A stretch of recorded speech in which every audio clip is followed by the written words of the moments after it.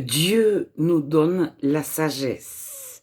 Mais quelle sagesse? C'est un terme proche de connaissance. Alors, la Bible dit plusieurs fois que Dieu nous donne l'habileté, la sagesse, la connaissance pour faire toutes sortes d'ouvrages. Nous sommes différents des animaux parce que nous vivons par des acquis. Beaucoup plus que... Enfin, certains animaux sont instinctifs. Ils sortent de l'œuf. Ils n'apprennent rien d'un parent. Mais les mammifères ou les oiseaux apprennent des choses de leurs parents. L'oiseau apprend à chanter, en tout cas de ses parents. Un oiseau qui n'a jamais entendu ses parents siffler ou chanter ne chantera pas. Alors, le perroquet imite l'homme comme la pie et d'autres. La pie, je ne sais pas, en fait, mais plusieurs oiseaux imitent la voix de l'humain. Alors, nous-mêmes, nous avons appris à écrire de la main droite ou gauche. Mais nous savons qu'avec l'exercice, on pourrait parfaitement écrire de l'autre main, moins bien ou avec plus de difficultés. Mais certains écrivent avec leurs pieds. Alors, nous avons des acquis. Les bébés ouvrent, enfin, nous avons des choses innées. Les bébés ouvrent leurs doigts de pied en éventail. Vous voyez un bébé jusqu'à 3 ans, 4 ans, il ouvre ses doigts de pied parfaitement en éventail. Mais nous, adultes, nous n'arrivons souvent plus à ouvrir nos doigts de pied en éventail. Nous n'avons pas exercé. Mais nous sommes nés avec des pieds qui sont capables d'écrire. Alors, ceux qui écrivent avec leurs pieds, si vous lisez leurs textes, vous ne voyez pas de différence avec quelqu'un qui écrit avec sa main droite ou gauche.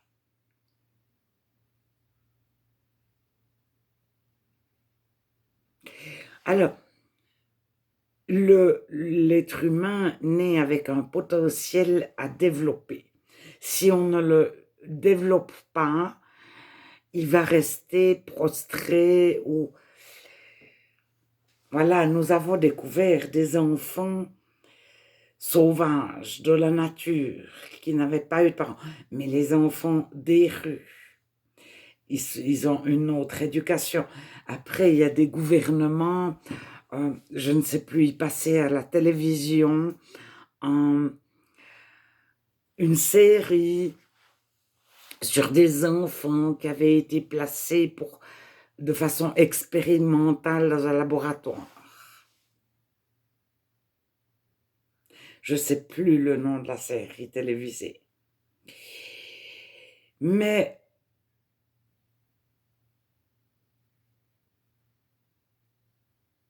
l'être humain s'est posé la question sur la religion. Est-ce un acquis?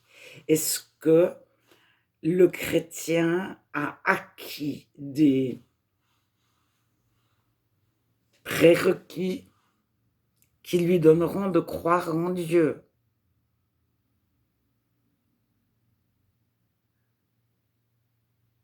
Est-ce qu'il a reçu ça par sa culture, par son environnement, par ses parents? Et un enfant qui a des parents athées ne va jamais atteindre Dieu s'il ne sait pas. Alors le communisme a éradiqué Dieu. Après quelques générations, la Chine est le pays où il y a le plus de chrétiens au monde, par exemple.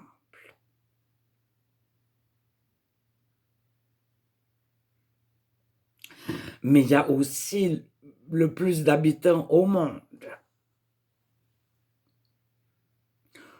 Je ne sais pas si la Chine est... il doit y avoir un ou deux pays avant la Chine, en nombre d'habitants. Mais en nombre de chrétiens, c'est la Chine.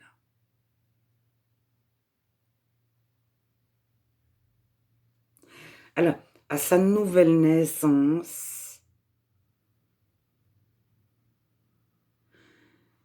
Dieu fait un tri dans les acquis du chrétien.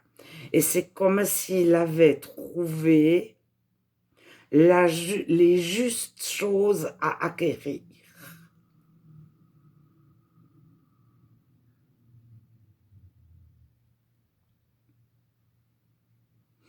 Alors, Dieu nous a créés pour être prospères.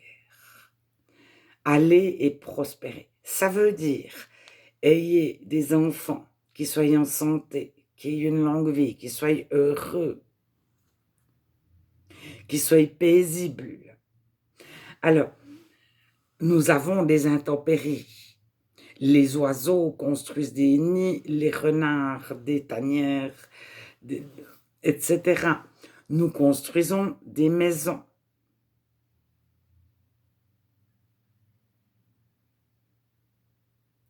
Et après, nous devenons dépendants du confort de la maison. Mais notre peau, tous les animaux sont recouverts de poils ou d'une carapace ou d'écailles qui leur permettent de vivre dans leur environnement. Nous, sans vêtements, nous attrapons des coups de soleil. Bon, les vaches peuvent attraper des coups de soleil.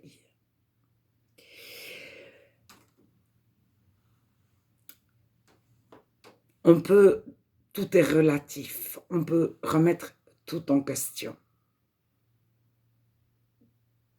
Tout est relatif à nos acquis. Mais tout est relatif à notre inné. Et à notre conversion, notre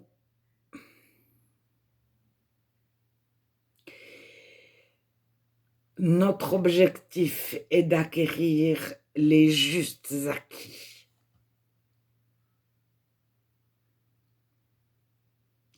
Et les acquis nécessaires à la meilleure continuité de l'espèce humaine, si on veut.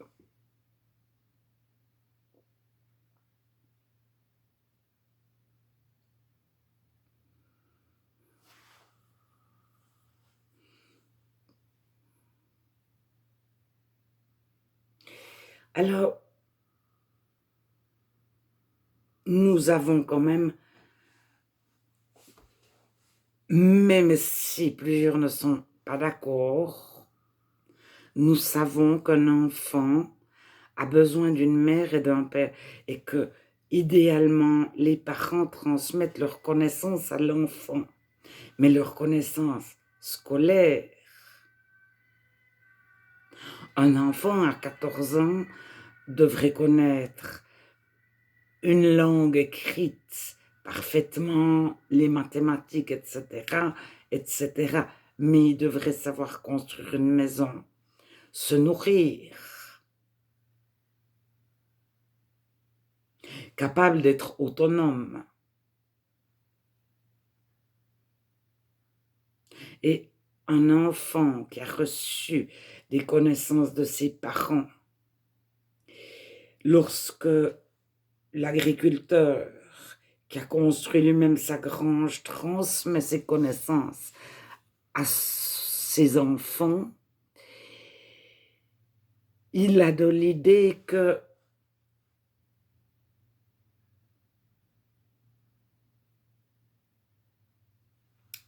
ça doit se perpétuer.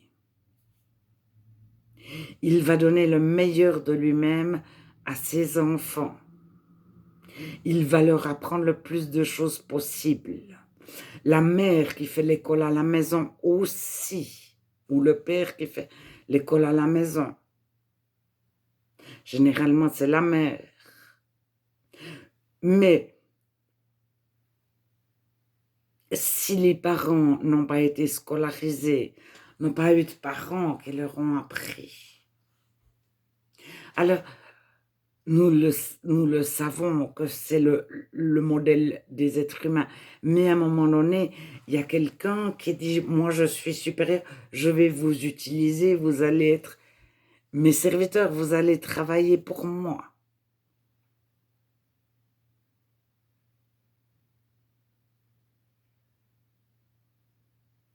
J'ai un professeur qui est parti en Afrique lorsqu'il avait 20 ans et il a fait partie d'un groupe de personnes pour aller dans un petit village, creuser un puits, mais apprendre aux personnes une agriculture pérenne. Donc, il va durer de génération en génération. Par exemple, ils tuaient toutes leurs poules un certain jour de l'année pour une certaine fête. Et quelques œufs étaient gardés pour... Mais si ça fonctionnait mal, ils avaient énormément de peine à recommencer un élevage de poules. Et ces Occidentaux ont essayé de faire qu'ils puissent en même temps suivre leur fête où ils tuaient toutes les poules, mais en même temps continuer un élevage, etc. Mais au niveau des plantations, on met des grands arbres pour faire de l'ombre, puis sous les grands arbres qui font de l'ombre, on plante certaines choses. Et ce village-là ne le savait plus ou pas. Et ce groupe d'Européens est resté et leur a donné le maximum de savoir pour qu'ils puissent être autonomes, se nourrir, avoir de l'eau potable, etc. Et ils sont restés le temps qu'il faut. Et mon prof est revenu, il s'est marié, il a fait professeur, et des années plus tard, il est retourné en vacances avec sa famille dans ce village. Et lorsqu'il est arrivé, il y avait un riche qui avait une voiture, etc. Et il y avait tout le village qui travaillait pour lui, qui était pauvre. Et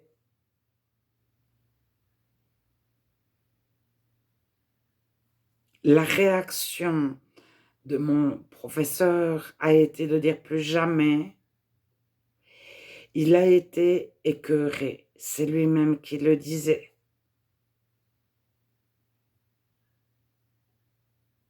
Il ne pensait pas que quelqu'un ait pu prendre toutes les richesses pour lui-même et rendre le village entier en esclavage. Même si aucun n'était attaché, battu, etc., le village fonctionnait comme ça.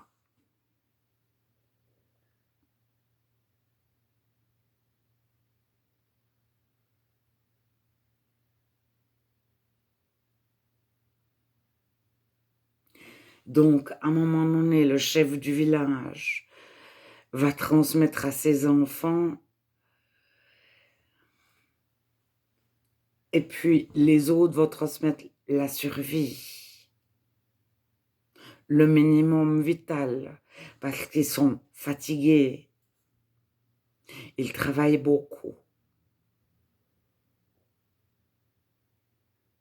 Mais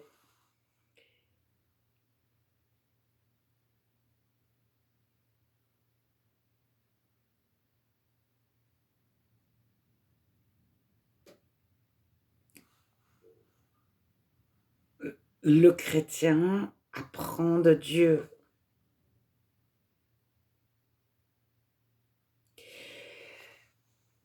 Il a des choses qui sont innées, il n'en a souvent pas conscience. Parce que un enfant tout petit sait si en face de lui, la personne est timide ou pas. Il a des facultés qu'il ne va pas développer. Et c'est ce que recherchent des fois euh,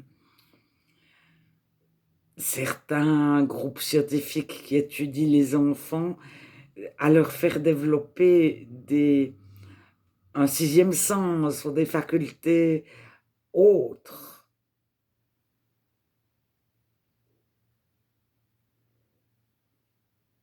Alors je dirais que lorsque nous nous convertissons, nous devenons chrétiens, nous naissons de nouveau, Dieu nous fait regarder à nos acquis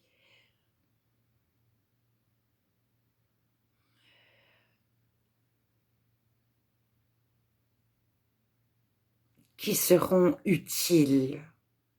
Mais je voudrais revenir sur l'inné. Le chrétien a des fois l'impression que c'est inné. Je ne sais pas comment dire. Il y a des choses qui lui paraissent extrêmement faciles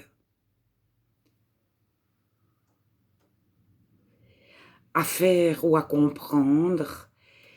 Et tout à coup, il réalise que pour une autre personne, c'est difficile, mais il ne sait pas pourquoi.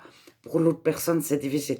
Mais une grande partie, c'est parce que il ne cherche pas de performance, il n'a pas d'orgueil, il n'a pas de crainte.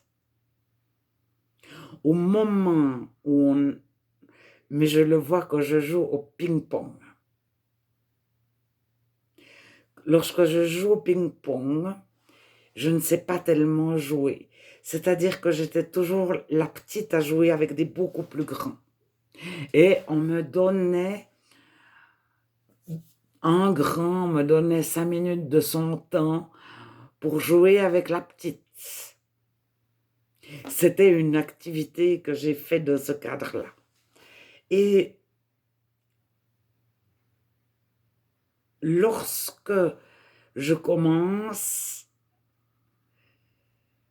je dois me concentrer, j'ai 5 minutes pour faire que le grand ne soit pas trop dégoûté, puis pour au moins mettre un point ou deux.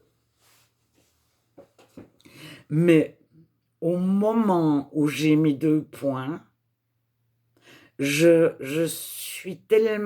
prends tellement d'assurance que le coup d'après, je le loupe. Alors, c'est au ping-pong, je jouais dans une certaine circonstance donnée, c'est pas très important.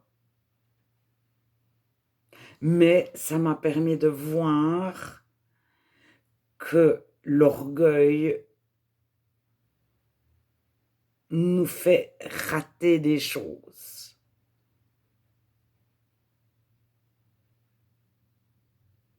Alors, après, quand je me retrouvais de nouveau à jouer au ping-pong, j'avais une crainte. Et la crainte me faisait mal jouer.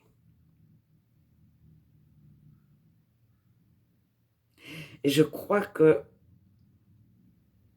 Dieu a permis que j'ai une certaine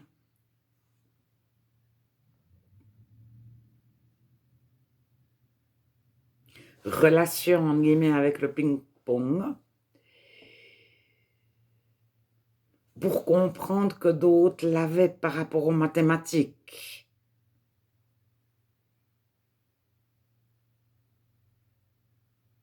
Ou par rapport au...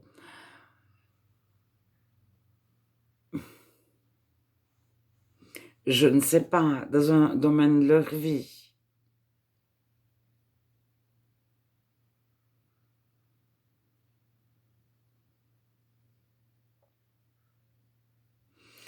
Alors, c'est pour dire que les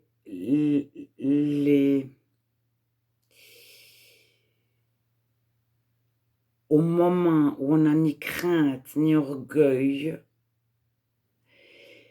l'inné peut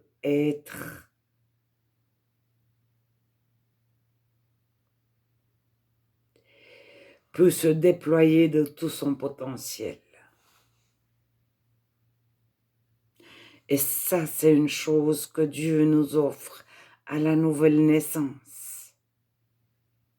Mais nous n'en avons souvent pas conscience et ce n'est pas forcément relevé.